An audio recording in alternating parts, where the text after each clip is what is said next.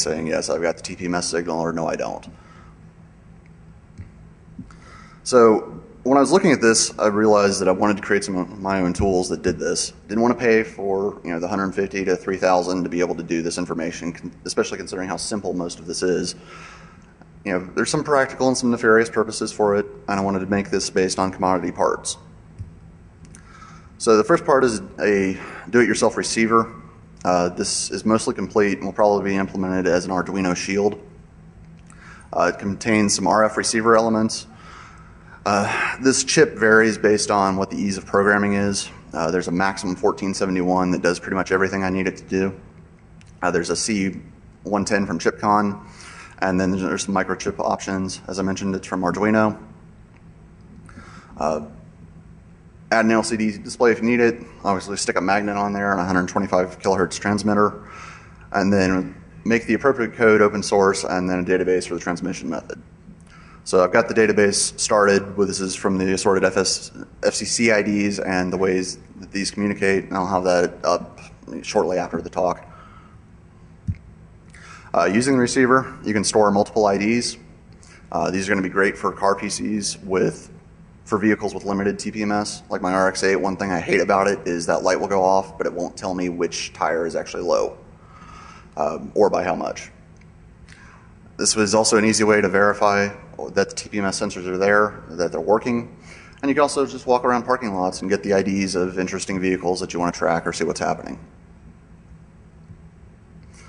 Transmitter, this is more in development just because of some finickiness about how everything works. But it's not really a sensor, it's more of a spoofer. Again, this is going to be transmitter elements. This is likely a Maxim 732. It's a transceiver that'll do both receiving and transmitting, so we can combine everything into one device. It's Arduino again for simplicity, but it could be something like a microchip RF PIC. Also, again, this is going to be open and the database is going to be the same because to receive it is going to be the same as to send it. Using the transmitter, certain wheels can't accept TPM sensors, so if you do aftermarket swap outs, you want to do the transmitter to get the expected IDs to the ECU so that you don't get the annoying lights or beeps or anything else. You can get the IDs, send it to the spoof messages, send spoof messages confusing your ECU or other ECUs, low pressure, high pressure, no pressure. And then one option I thought of was set up near a stoplight a good sensor with an antenna, grab the IDs of a bunch of systems that are around there, retransmit with false TPMS info, and then go talk to a bunch of car dealers and say, hey, I want a cut of all the work that you do on this. Some more ideas, set up a network of receivers tied to the loggers, track pretty much any given vehicle that you want to. And the more frightening idea is if you start fuzzing the TPM formats. Obviously I did not do this to my own car again because I do need to drive it, but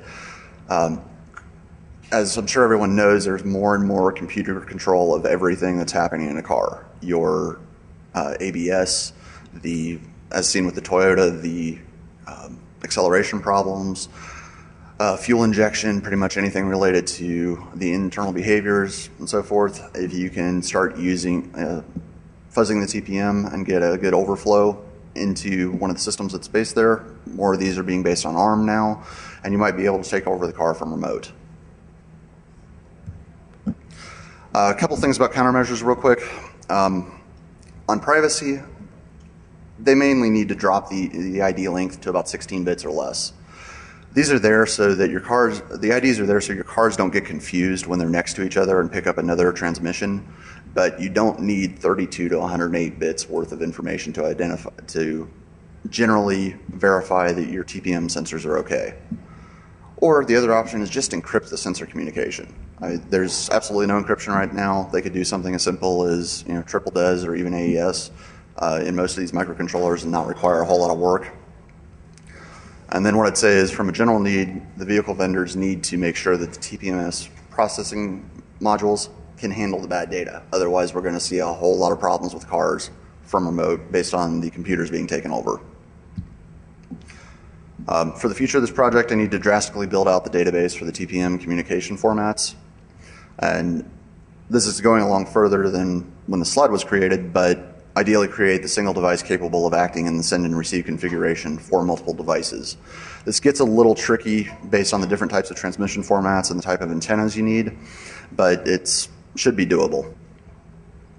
So finally, just some thanks to some people that helped out with this project and inspired me on a couple of different methods to verify that this was working, and that'd be it. So thanks everyone.